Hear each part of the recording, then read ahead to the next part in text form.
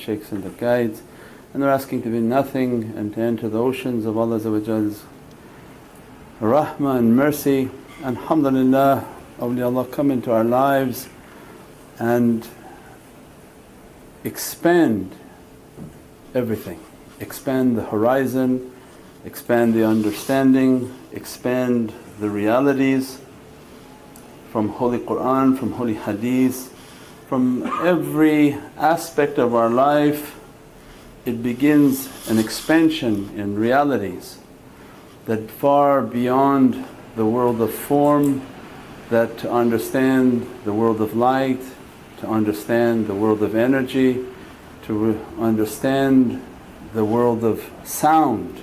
Every aspect of reality is far greater than just the physical, and a teaching towards that reality to be uplifting.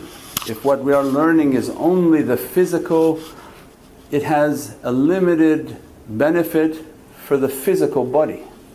But there must be a food, there must be a reality that is affecting the soul, and that which you teach in regards to the soul is going to be an eternal dress on the body.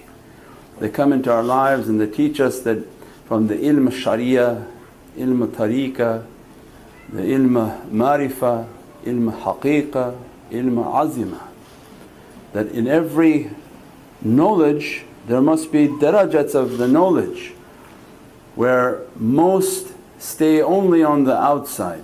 And we gave example many times from Mawlana Shaykh's teaching is that wudu, that many teach the sharia aspect of wudu, that you have to wash, how much of the water to use so that it's clean, then to wash yourself, how to wash yourself so that your hands, your arms, your face, your ears, your feet, your nose, your mouth, everything is covered and washed. And this is from only an introduction of ilm sharia. Ilm al-tariqah, ilm al-marifah, haqiqah wal-azimah begin to teach that why you have to wash, because you don't have the right to ask why. But as soon as you're patient in life and take a path towards realities, Allah will begin to expand the heart, and the teachers begin to teach that that water has a reality within it, and that water has an angelic force within it. Because Allah described that, my throne is upon that water. There's an echo. My throne is upon that water means they begin to teach that there's a marifah of that my. For the people who know Arabic, because we don't know Arabic, but mim, alif. Everywhere you look must be La ilaha illallah Muhammadun Rasulullah. Even in my, mim and alif. And Allah describes my throne upon that water, means there must be a secret, a marifah of that water. One basic understanding is it's an angelic power, and because it's angelic it's stable. If it was gas it would be very difficult to work with in life, but because of malaika it's stable force and power. If you take one hydrogen away, that becomes explosive. That's the degree of its power. All our oceans are that potential danger. So when you want to know how Allah can bring an end to this dunya, He merely commands one of the hydrogen, rise, and all the water itself is explosive. But making it stable is the 2H. If 1H leaves, it's explosive. So then awliya come and teach us water is very powerful. And as soon as you leave the water for a certain amount of days, you see a green begin to form. That is the malaika, that is the angelic force that shows you that mai brings life. Because the green and the mildew, it's a life force within that. So then they begin to teach. Now the understanding of wudu begins to elevate because you're taught the element in which you're washing. You're washing with a very powerful force, an angelic force. And all the difficulty that you acquire throughout the day, your body is like a bus. We have a body and we have a soul. As soon as we move in the world, every subtle energy can move through you. From microwave, television wave to all the different spiritual beings Allah created. They all move through the physicality. They all either occupy the physicality or pass through the physicality. And so what Prophet wanted for us was the perfection of energy, but didn't have to describe it, merely told the companions. They understood the reality and they taught the sharia aspect of it, that you wash. Then for deeper knowledge they went into the marifah of that. That when we're washing, there's an angelic force in that water, a life force within that water. As soon as we put it on, it begins to burn away all difficulty, begin to wash away all fire, and begin to dress you with an angelic light, a shield. And then they come into our lives and teach that as soon as you wash, washing your mouth, your face, your hands, your feet, washing all the private parts if you had used the restroom. As soon as you wash, come out and pray Salatul Wudu to seal yourself with your energy. Because as soon as you pray two rakah Salatul Wudu, that water and angelic force becomes a shield that protects you until the next wudu. Then they begin, because now you're going deeper into the marifah of wudu. Not just you just have to wash and that's it. There's a whole oceans of reality. That why are you washing with that? What power does that water have? Then they begin to teach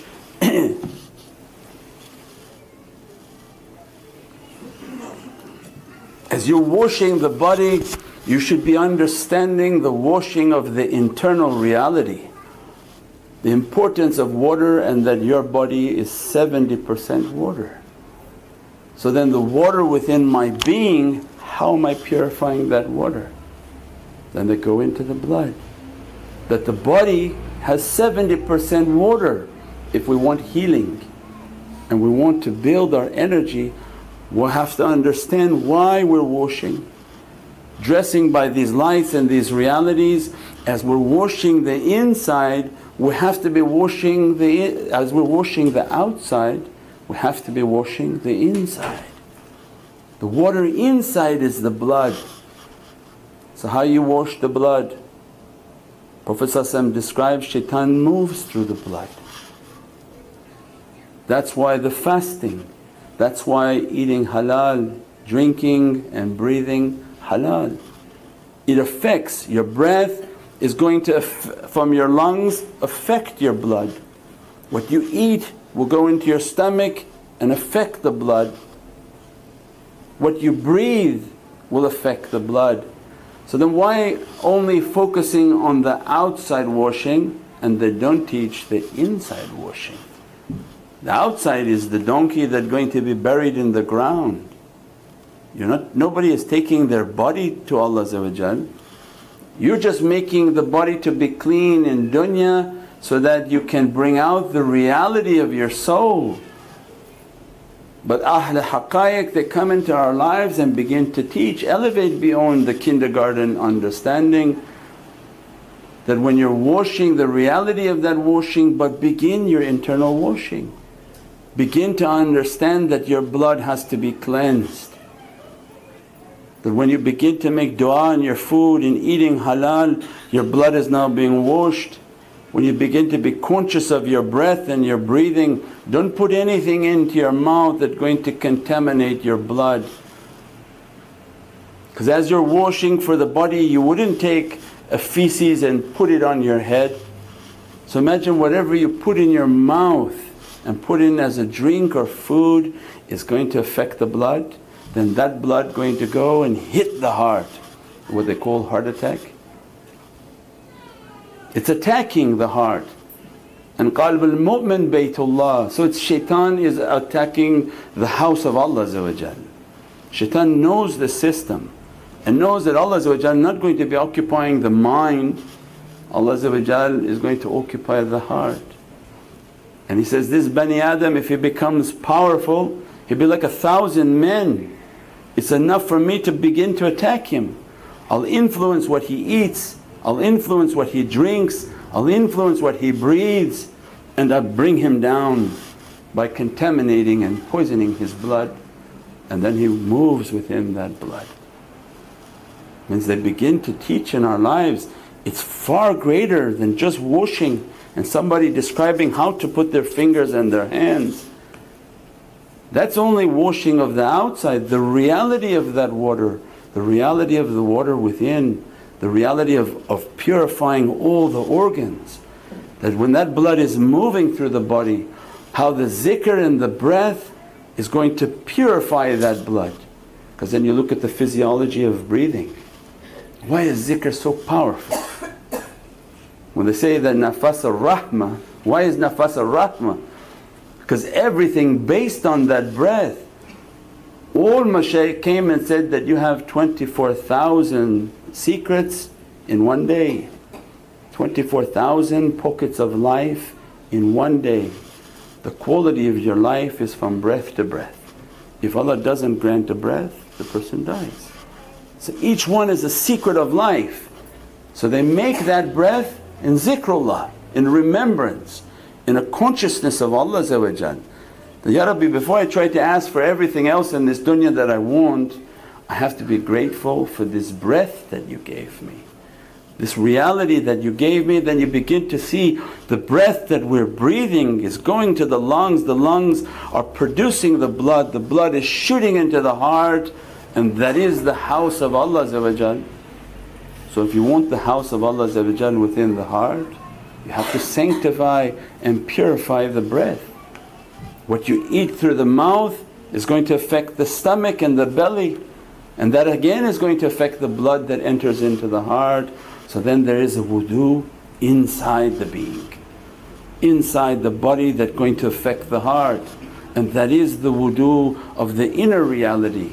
And now that begins to affect the soul, and from the azimat they begin to teach that that breath and that air that you're breathing, it contains the elements of mai. Everything around us has from the secret of water, and within the secret of water is the zikr of Hu. And through the zikr of Hu they're able to pull out the force of energy within everything. Every molecule that exists with its hamd, yusabbihu bihamdi, with the hamd that Allah gave that being, like you, whether it's yourself, your physicality or your atom and molecules, the inner power within it. Who's the bihamdi? It's the Hu. It's the zikr of the Hu within that element which is its power. So then they begin to teach, then the wudu of the soul is zikr Hu, and all mashaykh their zikrs Allahu, Allahu, to bring the purity of the soul, that as you're beginning to breathe that you wash the outside. You understood the power of water, the importance of how this water is an angelic fire that burns all badness. قَدْ جَاءَ الْحَقُّ وَزَهَقَ الْبَاطِلُ. The haqq comes, the shaitans move, but they go inside. You didn't scare them, they went inside to hide. Then Prophet came and taught all of the realities of the eating that make the wudu inside, because now they're hiding inside. So then your consciousness of your breath, of what you eat and what you drink and what you put into your mouth, now is the wudu inside.